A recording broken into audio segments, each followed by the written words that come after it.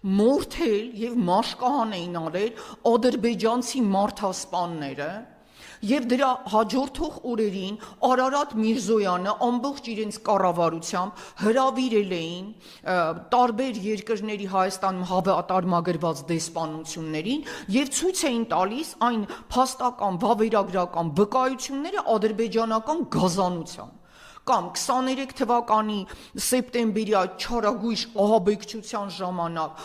անմեղ արցախցիների, երեխաների, ծերունների, մարդկանց գնդակահարության բազմաթիվ փաստերը։ Ընկերներ, միջազգային ատյաններում մենք ահազարհուր վկայություններ ունենք։ Դեռ եթե դրանց են գումարվեն Բաքվի, Սումգայիթի այդ ամբողջ ջարդերի պատկերները, մենք ունենք փաստաիրավական մի ամբողջ